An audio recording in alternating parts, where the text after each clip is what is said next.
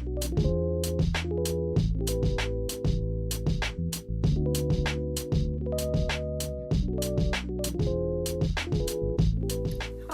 I'm back.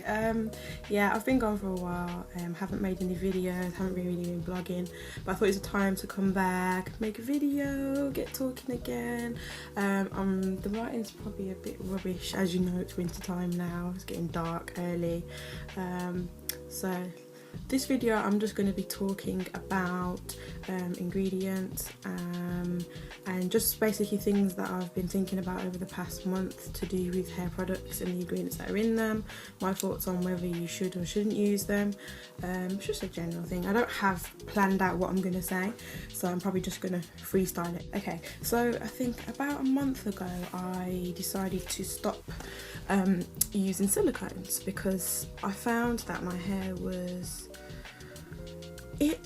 moisturised, but probably not as moisturised as it could be, and I thought, does that have anything to do with the silicones? So I've been using the Beautiful Textures products, the leave-in and the moisture butter. They both have silicones in there. I personally never had a problem with silicones. A lot of people would say that they don't use them, you know, use the curly girl method, no silicones, conditioner only. And I never really followed any of that. I just kind of went with products that I like to use. So I think, yeah, it was about a month ago I stopped using them. And then I started using products with no silicone. So my conditioner, I didn't have silicone in there. Any deep conditioner that I used, styler, didn't have any silicones in there. And then a week later I noticed that I had some my hair was breaking, and I thought that it was because I'd stopped using silicones, but I then thought maybe it's because my hair was already heading for breakage and it just so happened at that same time, and it just seemed a bit of a coincidence. Then 3 weeks later I decided to use a silicone product again, and then immediately my hair felt dry, so I washed it, conditioned it, put my leave-in and put the Beautiful Textures moisture butter on. Next day I took my twists out and my hair felt dry. So I came to the conclusion I'm not going to use silicones because my hair felt better without them, and yeah, I just think. But I mean, I wouldn't tell anyone not to use them, because I feel like, you know, we all say, oh, stay away from sulfates, stay away from silicone, stay away from this, stay away from that. If it works for your hair, then use it. You know, experiment with it. If you find it doesn't work, don't use it. If it works, then use it. That's as simple as that, really. Another one is sulfates. Now, a lot of people don't shampoo their hair. I always felt like I liked the feeling of it being sudded up, and obviously your hair shampoo sudding up isn't a result of sulfates. It's the oils in there, it's the reaction between whatever is in the shampoo, but I always thought it was sulfate related, and it's not. I don't personally have a problem with sulfates. I've got a shampoo, I think it's Schwartz, oh, I can't even pronounce that word, but I have the Gliss shampoo, it's a pink bottle. I paid £95p for it, and it works fine on my hair. Don't have any problems with it. You know, it works. I've used something like Shea Moisture, which has no sulfates in there. It's all natural.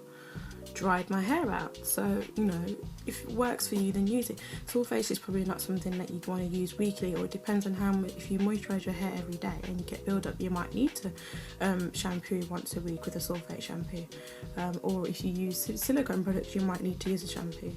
It depends. My scalp gets really itchy, so by the time Sunday comes, which is my normal wash day, my scalp is crying out for a good clean. So, you know, I don't have a problem, but the sulfate could contribute to you retaining moisture, having to moisturise so often. So yeah, sulfates, like I said, I don't have a problem with them. I do like to find alternatives, but I'm happy to use them a few times a month. It doesn't really bother me. Parabens. Now this is whenever I see a product that that says I always look to the bottom of the list. It's normally in the bottom of the list. If it's high in the list, then that's even worse. But I always will look at the products, and if it says parabens on there, I put it straight down.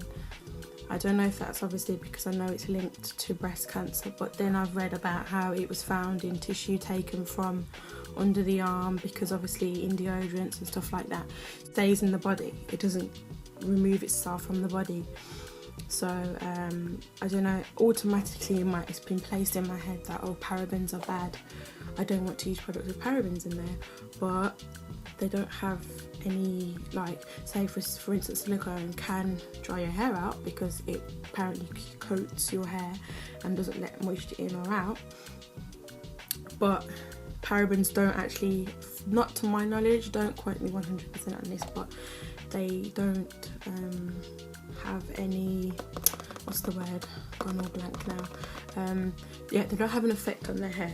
They're supposed to affect the body, so I mean they could do, but I haven't read about it. I haven't seen anything about parabens having any side effects on your hair in terms of health, moisture, anything like that. I mean, I can look this up and look into it further, but from everything I've read, they've always talked about it being related to breast cancer.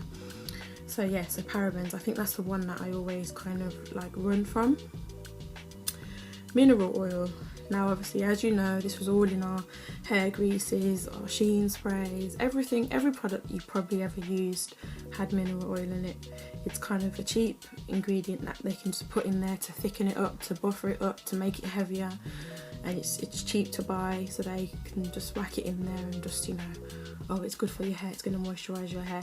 Now mineral oil, obviously we know is good for sealing in moisture, but it's not good for trying to get moisture in your hair, because, you know, if you're going to use a hair grease on your scalp, that's it, your scalp's had it.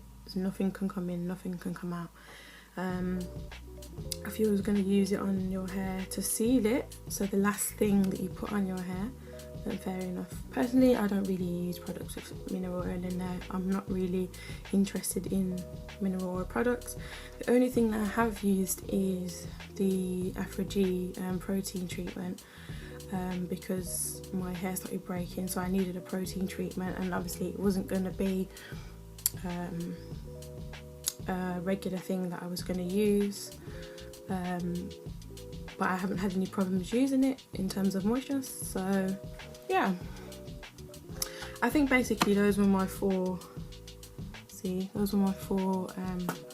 things that I wanted to talk about, just because I've been experimenting with different products, and I feel like I'm 18 months now into growing out my texturizer, and I feel that I'm still trying to find products that work. I found a conditioner, and I know what oils work on my hair, but I'm still looking for shampoo, still looking for stylers and stuff like that. But you know, I'm always learning, I'm always trying to find out more, and I feel like I know a lot more about the ingredients and what they do now, whereas before I was like, oh, don't use this, don't use that. But now I kind of know what everything does and what its purpose is and what kind of works in my hair and what doesn't. But then it's kind of, you still have to try them out and see if that mixture, that cocktail, if you will, so this shampoo, that conditioner, that styler, you know. So I'm still trying out, and I'm still trying to battle and get over the hill to 2 years of growing out my texturizer. So yeah, that's it basically. Just wanted to come and have a little chat, little catch up.